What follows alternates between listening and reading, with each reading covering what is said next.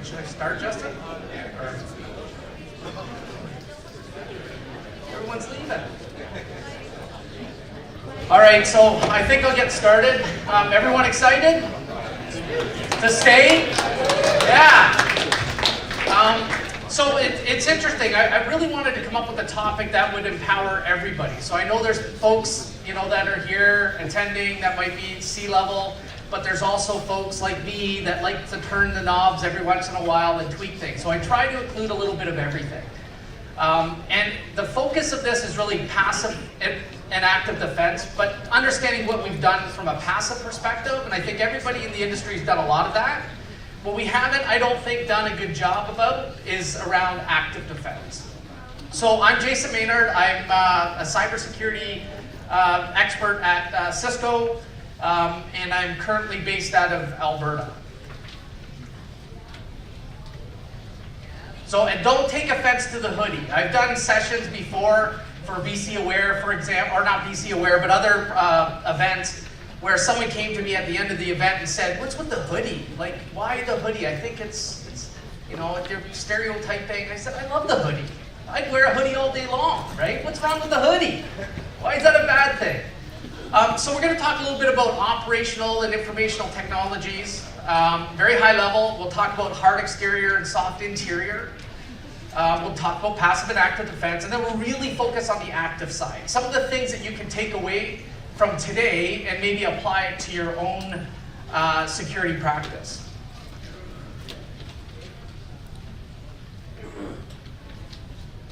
All right, so operational environment. I think anybody that has these have been, had the luxury of having it kind of off in an island, right? It's got nice heavy waters around it, nobody's able to get into it. But the business has been driving or wanting analytics out of the operational environment, right?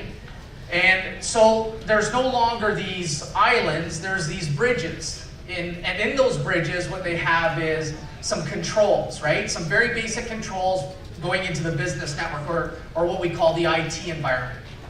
And those controls exist. But the problem with the operational environment is that the protocols that are used within this environment haven't really been meant to be secure, right? Because they have been islands. They were defended by just being isolated. So we have certain controls between OT and IT, and the differences between the two, some might argue, IT is confidentiality, integrity, and availability. And OT, again, some might argue, right? It's availability, integrity, and confidentiality. Availability is key because people may die, right? The action you might take in OT might be something like alert. In IT, you're cutting people's heads off, right? Because you're okay with that result. But you can't necessarily do that in OT. The challenge we have is we really don't know what normal looks like in the operational environment, nor have we done a really good job of knowing what normal looks like in the IT environment. And I'll talk a little bit about that in a second. So we want better visibility, but we also want to ensure that we're adding some advanced capabilities, right? Algorithms that can understand known good, known bad, and then learn from those samples to find the unknowns, right? Or what people will call machine learning or algorithm, or artificial intelligence, right? But they're all algorithms at the base. So we want to make sure that we're extending that capability beyond IT networks, right? And I know there's some folks that have operational environments, and then some may not, right? So hard exterior, soft interior. So we've done a kind of a good job of making sure that, that crust is there, that perimeter that kind of used to exist, a little porous now, right? Or a lot, right? The perimeter really doesn't exist the way we used to know the perimeter as. But we got things like DNS and email, firewalls, IPSs, right? We've done a good job there. Whether you're OT, operational environment, whether you're IT or have a combination of both, you probably have all these capabilities.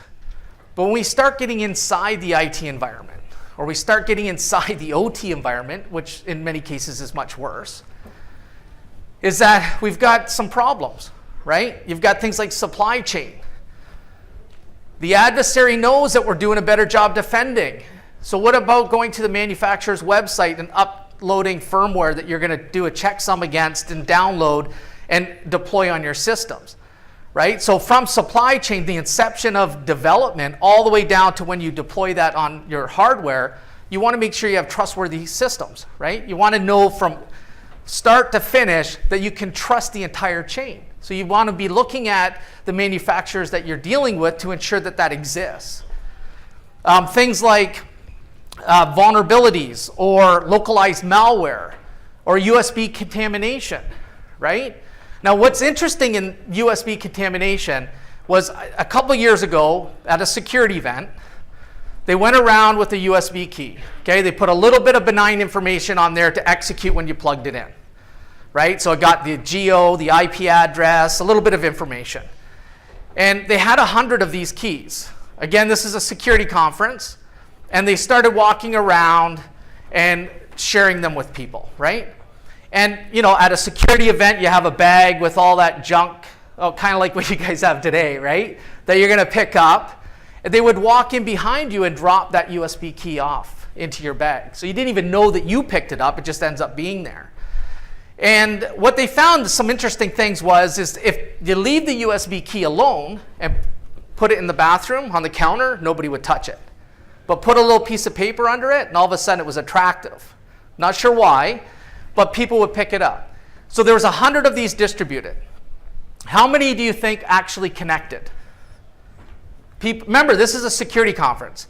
So I would say 50 would be fairly successful. Because we're talking about people that generally know, right? About the consequences of plugging in that USB key. Even 25, I'd say, would be impressive. It was over 100 that connected back. Why over 100? What do people do with USB keys? They share them, right? So it was over 100. Now, I know this group here, or some of you, I know you're all saying, I would never do that, right? I will never take a USB key that I pick up today and never plug it into my computer, right? Well, I'll tell you, one thing that I have realized, even with security experts, when it comes to USB keys, size matters. So the bigger the USB key, 1 terabyte, is a security expert going to walk away from that? No, they're going to roll up their sleeves and say, I got this. This is a big drive, right? And game over. So that inside or that soft interior is certainly a problem. You got things like, you know, who's talking to who. You've got unsanctioned or sanctioned devices. If I was to compromise an operational environment, where would I leave a USB key? Maybe at a field locations gate, right? Nice big juicy USB key sitting there. A field technician walks in and goes, whoa, look at that. It's my lucky day. And then they're going to go in and plug into that port that's probably wide open. And if there's any connectivity anywhere else, they're going to be able to move laterally, and that USB key is going to, you know, invoke its own will on the individual or systems. Misconfiguration, right? So communication outside. How do you know the controls you put in place are always working all the time? Did someone make a mistake? How can you prove that, right? So with passive defense, you focus on deploying and maintaining and reducing overall impact, right? That's kind of the goal of passive defense. And we've done a pretty good job of that to some degree, right? I mean, it's complicated. There's lots of products out there. Everybody claims that they can do everything. But active defense is going to take it a step further, right? So you're going to monitor the environment for which you're responsible, and you're going to be able to be a little more agile because you have a better understanding. You're going to be able to respond to incidences an incident with precision, right? Because again, you know what's happening both east, west, north, south. And then you're going to change the environment, right? So the ultimate goal is to obviously minimize the overall impact or reduce the adversary's capability, right? And then you have things like lessons learned, right? So that's kind of active defense. We're going to talk a lot about that today. Passive defense, those are some of the things. We just talked about it, right? DNS, email security, web content, web application firewalls, yada, yada, yada, yada, right? And then we got the next generation label, right? We use it, you know, competitors use it. Everybody uses next generation. How many people like the term next generation? Because I hate it. Why? Because it doesn't expire, ever. Never expires. 8 years ago, I come out with a firewall, next generation. I can do nothing with it, still next generation. Imagine a loaf of bread that said expiry date, next generation. I mean, it's bad, right? So it's up to you guys to figure out, is it next generation or next generation, right? It's complicated.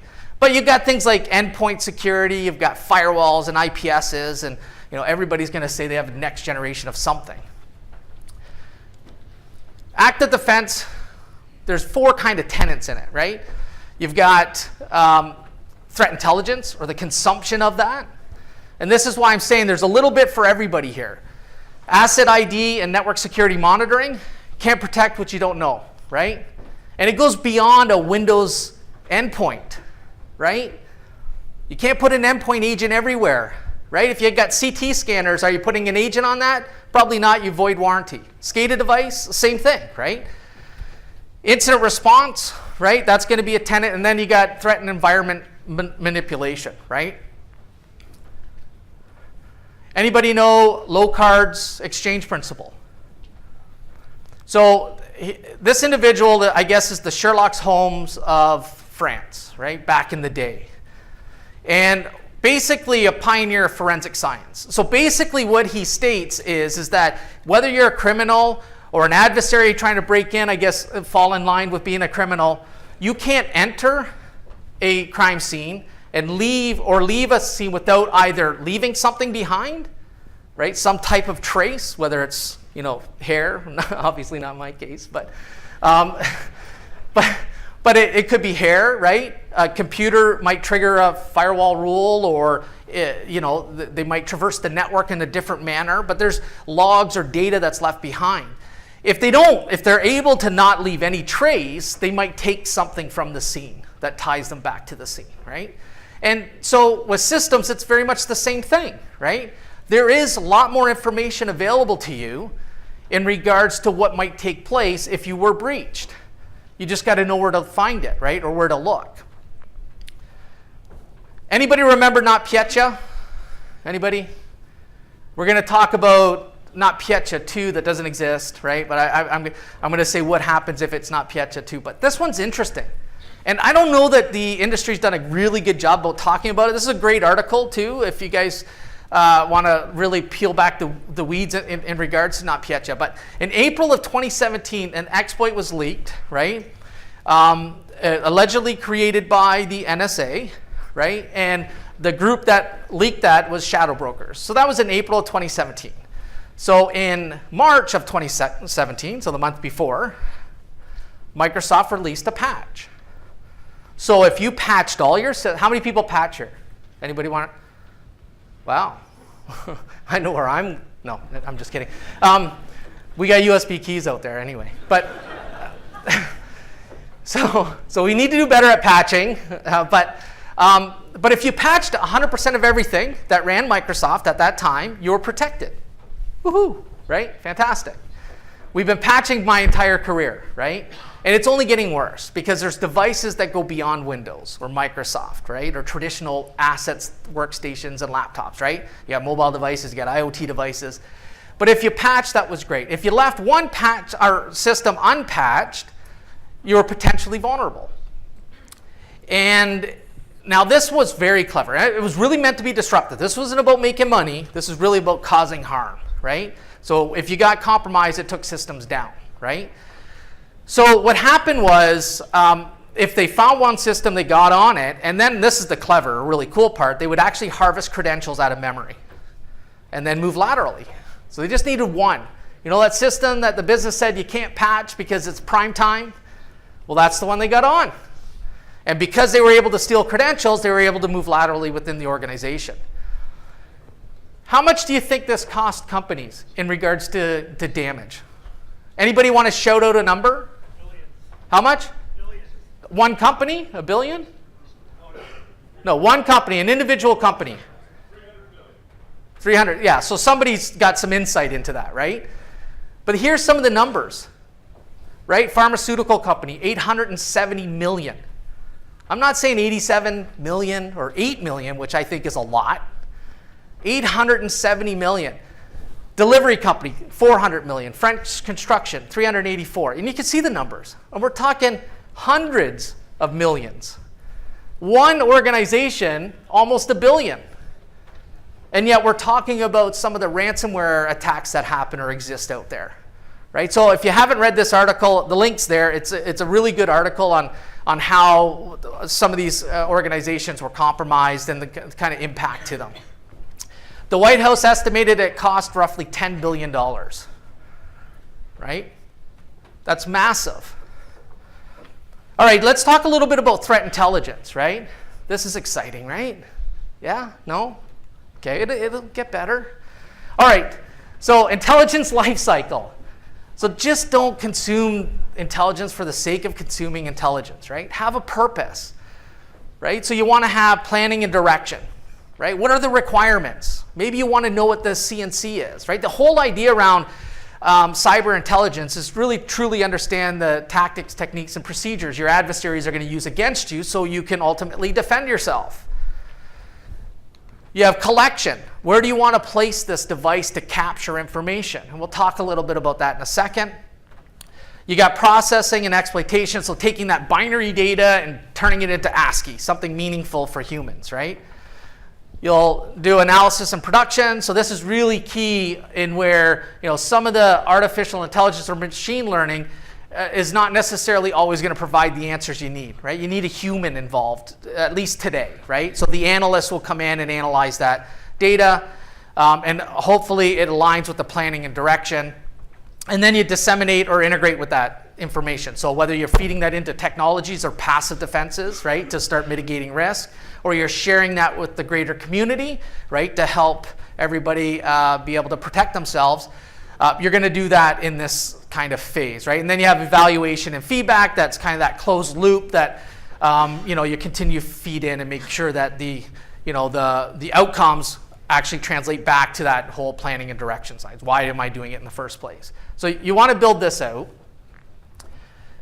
Open source information. Now this one I love because I find it very interesting, right? So we all want to pound our chest to tell everyone how awesome we are, right? Public sector does a good job about that because they're taxpayers' money, so they want to tell you everything they're going to do, right? Well, as an adversary, I can sit back and learn a whole lot. Right? So you got things like company information, just go to your website. I can get publicly branded documents from there. I don't even have to create them. I can just go download them, right? Then maybe register a nice looking domain that feels and smells just like your domain, and then start sending out that document, and it could be as simple as just phishing, or maybe I embed malware in that document, right? To get somebody to trigger. So I can do that without actually knocking on your door. Right? Public announcements. So you're going to host the Olympics. What do? You tell everybody what you're going to do, right? All the way down to sometimes the complete topology is there. All the versions, the products that are going to be deployed, everything's public knowledge. Job descriptions, right? That's the good one. Go up and find out not only do you have these technologies that are in place, but also that you're shorthanded.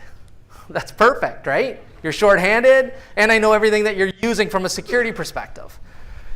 Advisories and alerts, internet-connected devices, right? I can scan your environment without actually scanning your environment, right? Somebody else has already done it. I just have to go and get the information. You got exploit databases, user forums, etc., right? So I did an example, and I thought I better not say a city because I could get in trouble. So City of Security, which hopefully doesn't exist, is building a facility. It's connected to the greater network of the City of Security. They are a public entity, so they announce the partners that they're working with, right? The products. So now I can go look at the partners, who's the partners involved, learn a little bit about them, maybe act as them. Currently looking for certain skill sets, right? Product research will tell me about the advisories and alerts, and ultimately then I can look for vulnerabilities and exploits against those systems. If I have the IP address, I might already see devices that are connected to the internet that maybe shouldn't be. And I've done that without ever triggering any technology that you have today, right? I've done nothing. There's no knock on the door, but I'm coming in well educated, right, or prepared. External threat intelligence, right? You're going to continue to consume that, right? You still have to relate it to your environment to some degree, but there's all kinds of them, right? It could be the ISACs, it could be the Canadian Cyber Exchange, the Department of Homeland Security, SAN Internet Storm Center, etc., right? Lots out there. And I put an example of some of the stuff that you might get from a external threat intelligence feed, right? You get things like IP addresses and domains and all of that, right? And a lot of times what you're going to do is you're hoping your products are updating with this new information. But you may not be taking that little piece of information and actually really understanding what that means and maybe what other elements might be part of that campaign. Remember, this research is done based on what they've done. There might be more information out there, but I think we stop as security practitioners. We don't continue to move forward. We just say, oh, these are the indications of compromises. I've got them now mitigated, right? Hopefully there's no impact, and you move on. Internal threat intelligence, you got things like endpoint event, traffic analysis, DNS analysis, right? User behavior, and these are just some examples, right? Honeypots. And then as you move along, you might even be doing things like reverse engineering of malware. But you'll have some internal data sources that you're going to consume as well, right? And you'll have folks that are responsible for that. Now, it comes with intelligence sharing. I won't ask the question who's doing intelligence sharing, but are you classifying the data that you are sharing? So traffic light protocol is a good example of how you can do that. TLP red, right? Probably very intimate. You're only sharing it with people internal to your organization, right? Very restrictive. There could be classified information in there. And then you've got things like TLP white, which is a little more community-based. You're sharing it with everyone, right? But it might still have copyright protection in it or stuff like that. But you want to classify that, right? So I've talked to many customers, and this isn't a vendor thing, right? This is just really looking at things that you can do to classify that data and maybe step up a little bit. Sticks and taxi are two mechanisms that allow you to transport and send it in the right format to other systems. So when you get that indications of compromise or the tactics, techniques, and procedures, once you understand that, then you may want to feed some of those mechanisms into your passive defenses, and this is a way of doing that. So that's intelligence sharing. Asset ID and network security monitoring. That's kind of what I think, right? No laughs? You guys are tired. I laughed at this every time I put it up, right? But we're running blind. And the reason why we're running blind, I know everybody in this room's got a firewall with next-gen capabilities. You've got some endpoint capabilities. You've got hopefully some email security. And you've got all these point product probably in your environment that are doing certain things that are defending. That's good, right? You need those things. But do you truly understand what's in your data center? Now, the smaller the organization, they'll shoot me off an IP and tell me what version of Windows are on it. Maybe even what version of applications on it, right? The bigger the organization, this gets a lot harder. You're a government entity, this is almost impossible, right? And the data center is something that's probably a little, or hopefully a little more controlled, right? Because those are your crown jewels. What about the campus network, right? You got things like BYOD. You got people bringing in their devices and logging in because all you have is simple username and password to connect, right? If you even have that. You've got smart devices, right? This one I think is interesting, especially in education, right? Is I go into a school board and all you see is a bunch of smart TVs plugged in, wired in, right? Maybe sometimes they're segmented on a layer 2 network of some sort and have to go through hopefully some L3 boundary somewhere. But these are being plugged in. Imagine having a field location with a coffee room that has a network jack. And somebody sees there's two plugs. One's for the smart fridge, maybe, that was supposed to be there.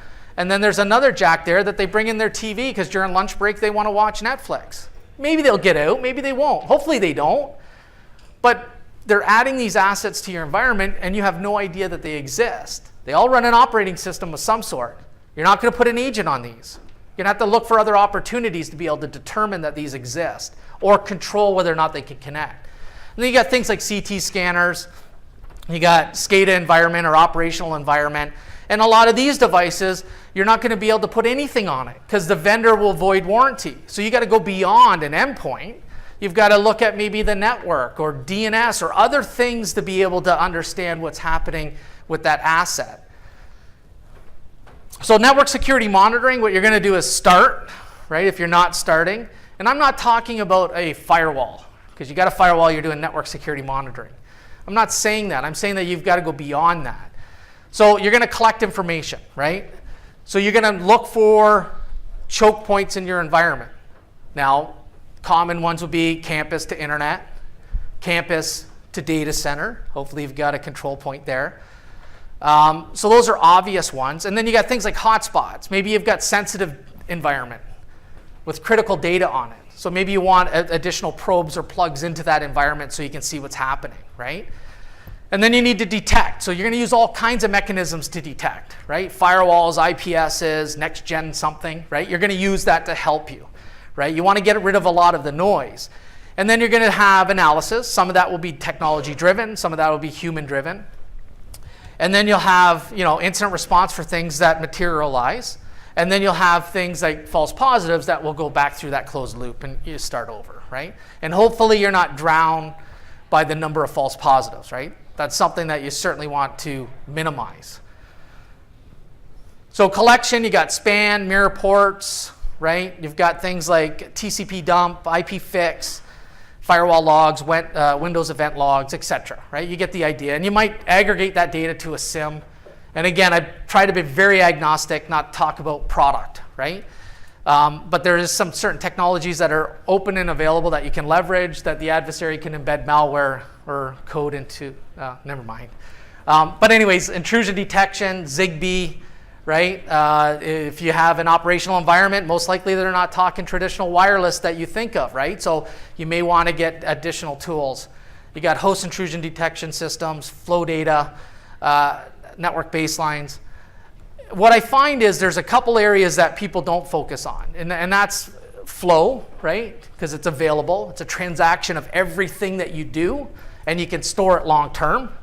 And the other one is DNS, and those are two areas we're going to focus on.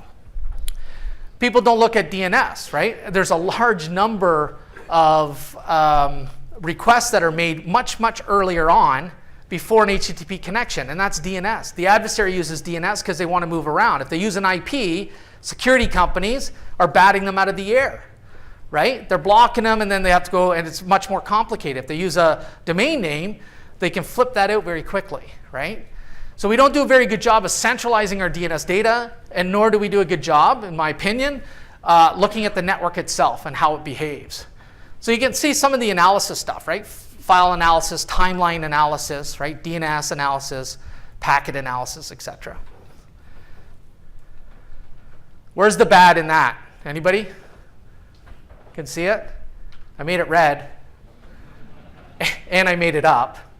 It's not actually bad. I don't know. It might be. But it's very hard, right? It's very hard to determine what bad is, because bad might be something that's known. That's the easy stuff. That's what all the security vendors are helping you with, right? There's some MI, right, or machine learning and AI, right? That exists. I get it. But it's very hard if you don't have additional insight. So if you don't know what normal looks like within your network, then how do you know when abnormal happens? Right? You don't. And I'm going to show you an example. So there's things that you could pick out from this flow data, right? You pick out data hoarding, exfiltration, command and control. You can actually look at ways of locking in certain systems that if they do talk beyond those systems themselves, you want to alert. You can actually prove whether or not your firewall rules are actually working 365 days, 7/24 all the time, right? Not a mistake, fat finger, and then changed it back, right? Not have to worry about audit time, showing a bunch of rules or complicated rules, what you have in place. You can actually prove that there was never communication outside that boundary. So DDoS attempt, bad geo, etc. So we're going to go through an example, right? So this is a little bit getting into the weeds, making sure that we make everybody happy.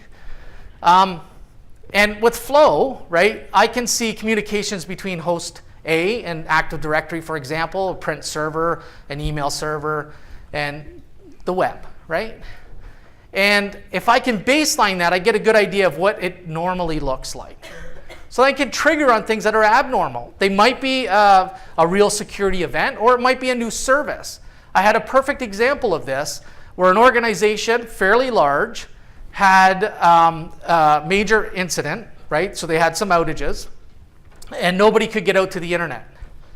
And they had no idea what it was. Well, somebody went ahead and decommissioned their WSS, their patching system, and I guess by default or the way it was built, everybody on Patch Tuesday went to the internet. And we're talking tens of thousands of devices, right? So it's fully saturated, but it took them for a very, very long time to determine what was actually going on.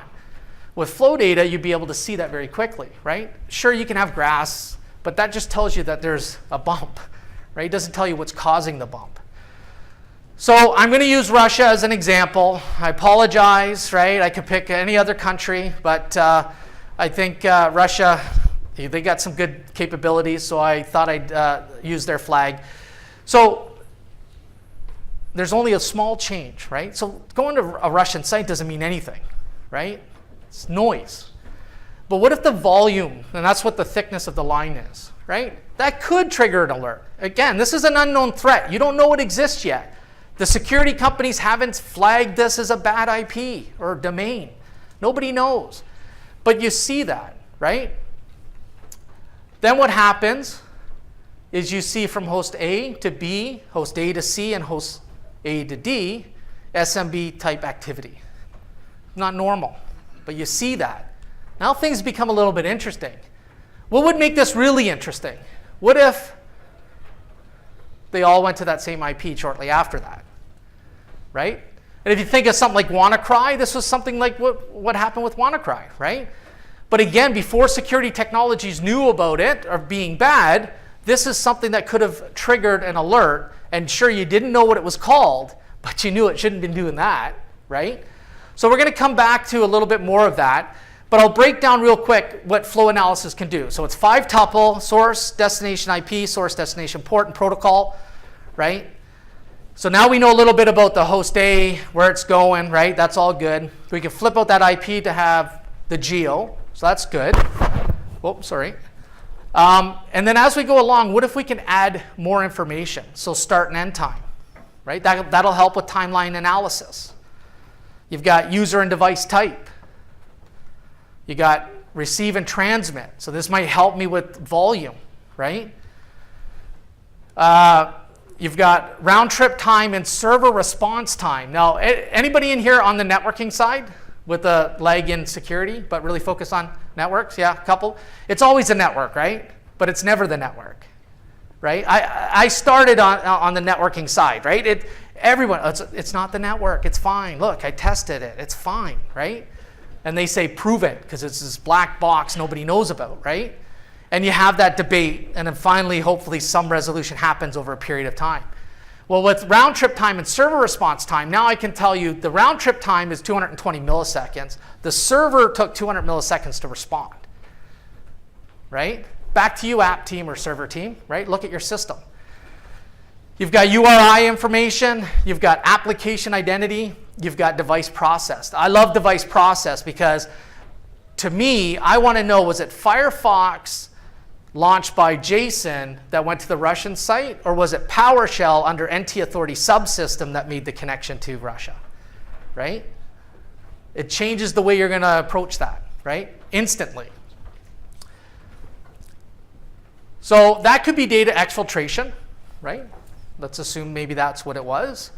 And then the other ones might be an SMB probe. So these are two events that can get triggered. Again, this is using flow data to get that information.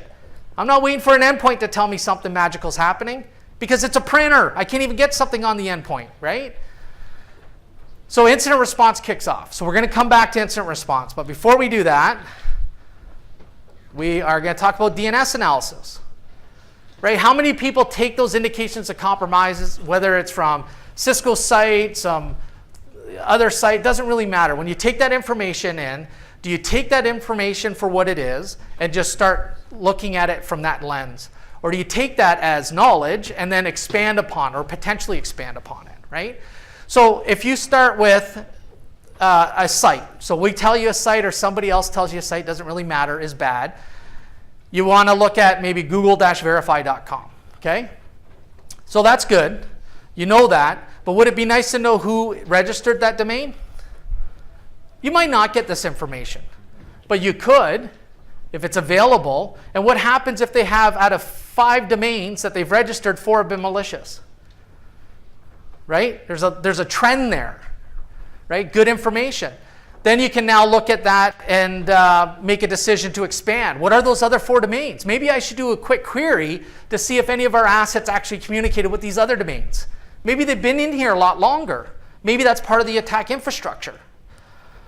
You've got things like domain to autonomous system number. So now we can figure out what ISP that it's coming from.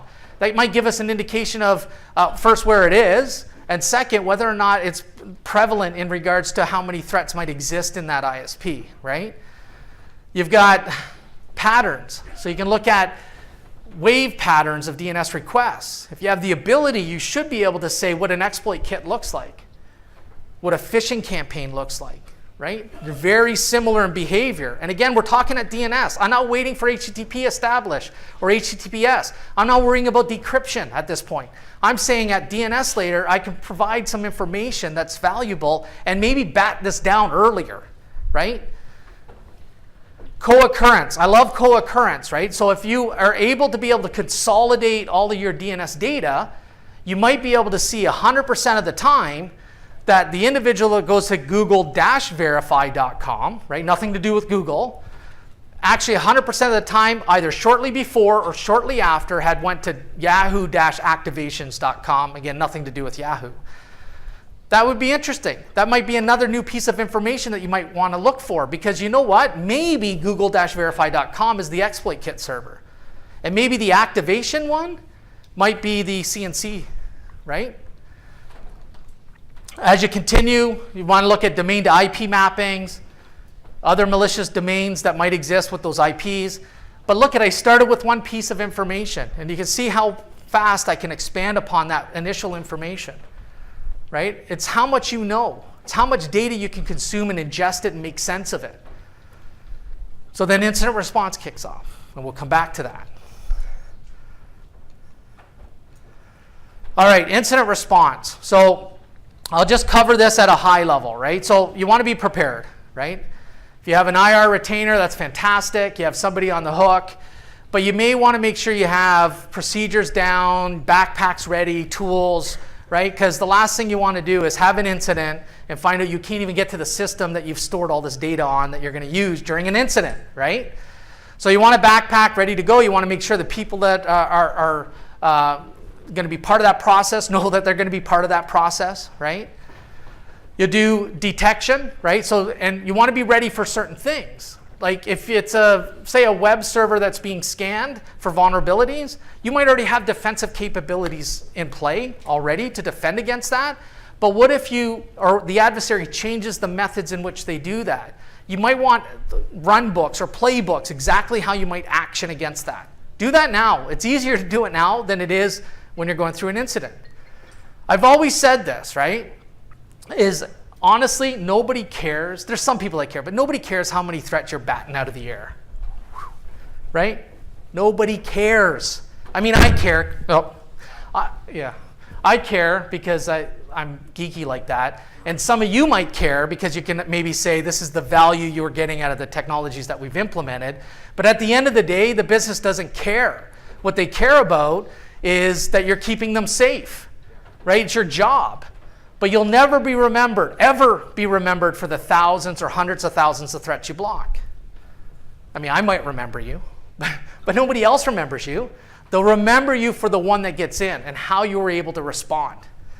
So you want to get prevention capabilities, but you want to make sure that you're focusing a lot of your efforts on the after side as well. What happens when that, I got 99.9% efficacy, but it's the one that gets in, right? So things like analysis, right? You're going to perform analysis, look at things like what your logs are stating what normal looks like, and come out with obviously a better understanding of what took place. Or you've got things like containment, eradication, and recovery, right? Or scope, contain, or remediate. Doesn't matter how you say it, but the idea here now is bring systems back online, right? Truly understand the full scope of it. Not just one indicator, but the entire scope. So say, for example, today we hear about not Pecha 2. That doesn't exist, as far as I know. But and if it does exist, I didn't know. But let's say it exists today. So, and your leadership team is on the way into the office, and they're hearing it on the news radio, and they come in. The first thing, what are they going to ask you? Are we protected? And the second thing they're going to ask you is, have we been compromised? Right? So you're going to look to see if you're protected. Now think about how you might do that today. You're going to go to a website, because now you got to learn a little bit about this not Pecha. If only you had the radio off, right? It would have been better. But you're going to have to learn a little bit about what the threat is, right? You're going to go to some sites, you're going to research, you're going to look for indications. And then what do? How do you know your systems are actually actively blocking it? Well, there might be a way for you to look it up on a firewall, or go to an email device or an endpoint. This is getting complicated, right? You're walking around the infrastructure trying to figure out where you're defending against certain elements within the attack. You might just email me, right? Because it's easy, and say, Jay, are you guys blocking this? Right? And I'm like, oh, no, I got to do it, right? It's hard, but wouldn't it be nice to be able to instantly be able to put some information into a tool that gives you insight, right? Not only tells you whether or not you're defending, but whether or not you've been compromised. But you got to go beyond the information that you're finding, because you might find that there's other traces of information that are part of the same campaign, and that's where things like flow or endpoint analysis and logs, all that information can help you with, right? It's just really trying to consume and make sense of it. And then you've got post-incident, right? Make sure that it's actually working. We've stopped them, right? And then things like lessons learned.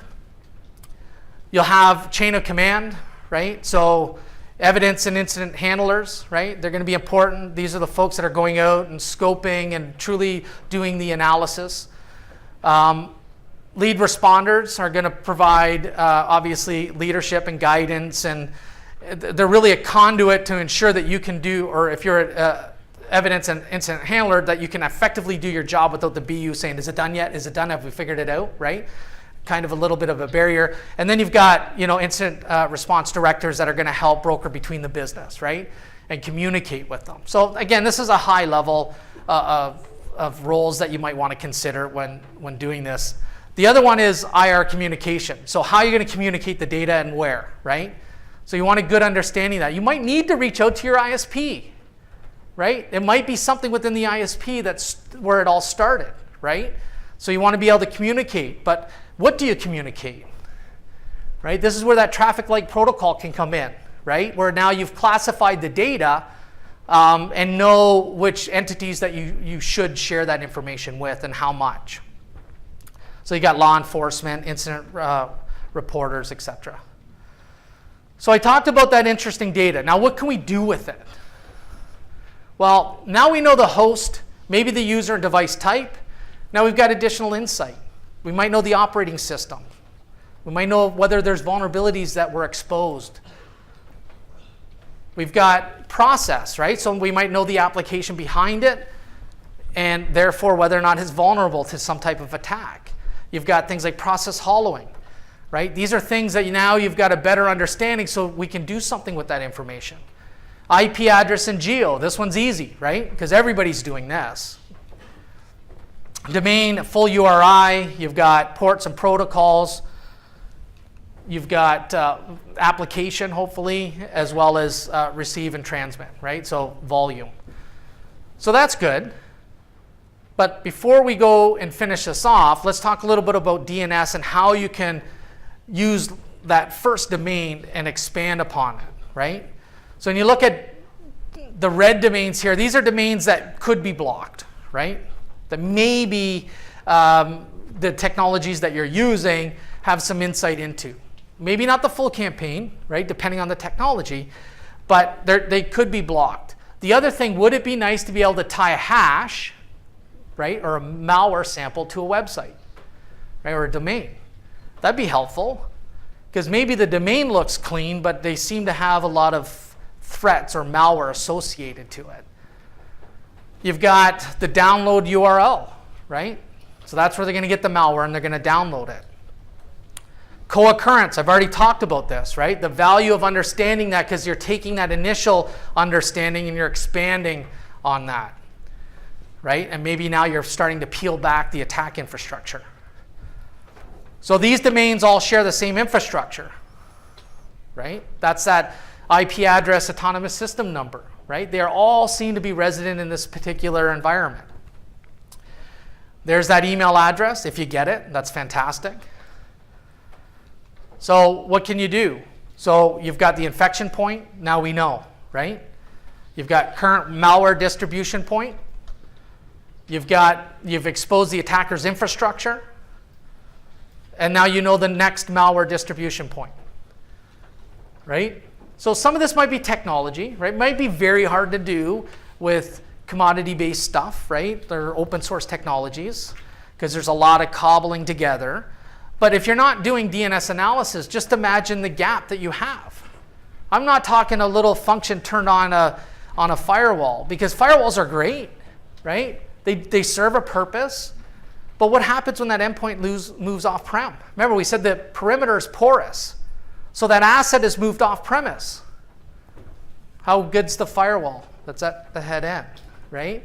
I've always said, people say, well, what control should I do when I move off-premise? Like, what should I have on my endpoint? Well, you just spent hundreds of thousands or millions of dollars defending the perimeter because you think there's value. That asset's that same asset, but outside of it, you should have the same controls.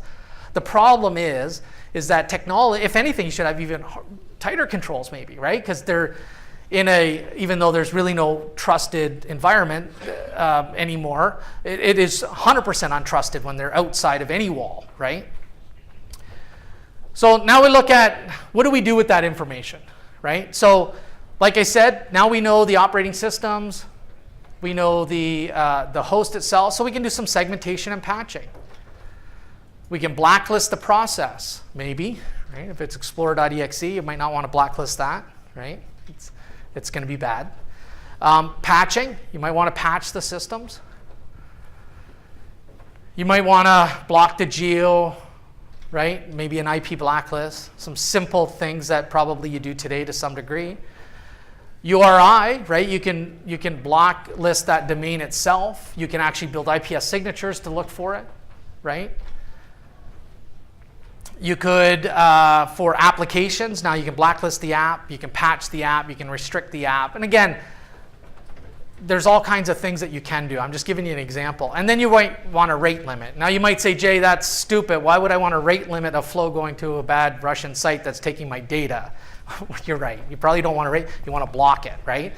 But you could use it depending on the scenario. You could maybe rate limit, right? So that's data exfiltration. When you look at SMB probes, you can do microsegmentation. So for example, if you're waiting for everything to go to a control point or L3 boundary, that's not going to stop worm-based type activities or someone moving laterally within the same VLAN, right? So you want some L2 controls, being able to say, you know what, you're on VLAN 1 and you're on VLAN 1.